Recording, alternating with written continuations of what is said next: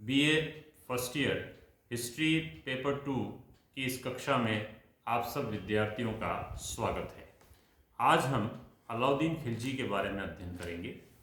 अलाउद्दीन खिलजी की प्रारंभिक कठिनाइयाँ। सिंहासन पर बैठते ही अलाउद्दीन के सम्मुख अनेक कठिनाइयों का सामना करना पड़ा। उसने अपने चाचा का वध किया था, जिसके कारण वो प्रजा की घृणा का पात्र था।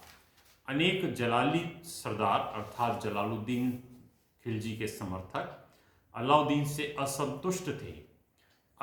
जलालुद्दीन का बड़ा पुत्र अरकली खान पंजाब, मुल्तान और सिंध का स्वतंत्र स्वामी था। वो सिंहासन का प्रमुख दावेदार था। उत्तर पश्चिम सीमा पर खोकर जाति का आतंक था और मंगोल भारत में प्रवेश पाने के लिए निरंतर आक्रमण कर रहे थे। राजपूताना के प्रायः सभी राज्य स्वतंत्र थे।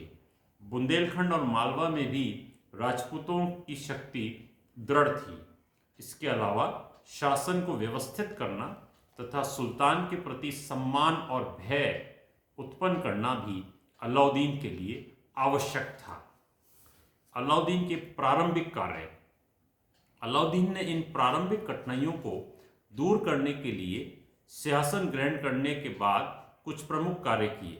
उसने खुले तौर पर अत्यधिक उदारता से जन साधारण में धन बांटा, जिससे व्यक्ति बहुत शीघ्र ही उसके चाचा के वध की घटना को भूल गए। जो जलाली सरदार स्वेच्छा से उसकी सेवा में आ गए थे, उन्हें उसने उनके पदों पर रहने दिया अथवा उन्हें अच्छे पद दिए, जिससे कि वे संतुष्ट हो जाएं। सिंहासन पर बैठने के प्रायः 1 महीने पश्चात एक शक्तिशाली सेना मुल्तान पर आक्रमण करने के लिए भेजी गई। कुछ माह के घेरे के पश्चात अरकली खान ने आत्मसमर्पण कर दिया। बाद में उसको मार दिया गया। 1297 ईस्वी और 1299 ईस्वी में हुए 2 मंगोल आक्रमण को उसने विफल कर दिया। अलाउद्दीन खिलजी की उपलब्धियां। अलाउद्दीन की उपलब्धियां निम्नलिखित बिंदुओं के अंतर्गत अध्ययन की जा सकती है। ए, साम्राज्य विस्तार। इसको पुनः 2 भागों में विभाजित किया गया है, उत्तर भारत, दक्षिण भारत। बी, गृह नीति और एवं शासन व्यवस्था। सी, मंगोल आक्रमण और उत्तर पश्चिम सीमांत नीति। अपनी प्रारंभिक कठिनाइयों को दूर करने के पश्चात उसने राज्य विस्तार और शासन व्यवस्था हेतु महत्वाकांक्षी योजनाएं बनाई। वो संपूर्ण विश्व को जीतने और एक नवीन धर्म को प्रारंभ करने की इच्छा भी रखने लगा, परंतु कोतवाल अलाउल मुल्क ने उसे सलाह दी कि पहले वो भारत में विस्तृत प्रदेश पर अपना अधिकार जमाए और नवीन धर्म चलाने का विचार त्याग दे। अलाउद्दीन ने उसकी सलाह मान ली और भारत में एक विस्तृत एवं दृढ़ राज्य स्थापित करने का प्रयास किया। साम्राज्य विस्तार। इसको 2 भागों में हम विभाजित कर रहे हैं, उत्तर भारत व दक्षिण भारत। उत्तर भारत के विजय अभियान 1297 ईस्वी से 1305 ईस्वी के मध्य चले। इसमें सबसे पहला है जैसलमेर और गुजरात विजय। ये है 1298 ईस्वी का। 1298 ईस्वी में उलुग खान और नसरत खान के नेतृत्व में गुजरात पर आक्रमण किया गया। उन्होंने रास्ते में जैसलमेर को विजय किया। अहमदाबाद के निकट राजा कर्ण ने उसका मुकाबला किया, परंतु वह परास्त हो गया। दूसरा, रणथंबोर विजय 1301 ईस्वी। रणथंबोर पर विजय प्राप्ति के प्रयास करने के कई कारण थे। प्रथम, रणथंबोर चौहान राजपूतों की शक्ति का गढ़ था। दूसरा, राजपूताना की विजय रणथंबोर को जीते बिना संभव नहीं थी। तीसरा, रणथंबोर के शासक हमीरदेव ने मंगोलों को शरण दे रखी थी।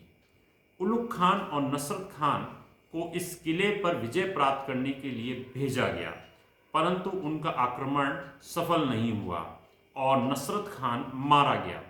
तब अलाउद्दीन ने स्वयं आक्रमण किया। 1 वर्ष के घेरे के पश्चात किले को जीत लिया गया। तभी रणथंबोर का एक सेनापति रणमल अलाउद्दीन से मिल गया और 1301 ईस्वी में अलाउद्दीन ने किले को जीत लिया।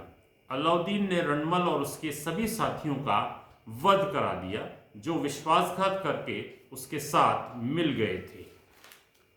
चित्तौड़ विजय, ये घटना है 1303 ईस्वी। चित्तौड़ पर अलाउद्दीन द्वारा आक्रमण किए जाने के दो प्रमुख कारण थे। प्रथम, संपूर्ण भारत पर विजय की लालसा, और दूसरा, राजपूताना में चित्तौड़ की अपनी महत्वता। 1303 ईस्वी के जनवरी के माह में अलाउद्दीन ने चित्तौड़ पर आक्रमण किया।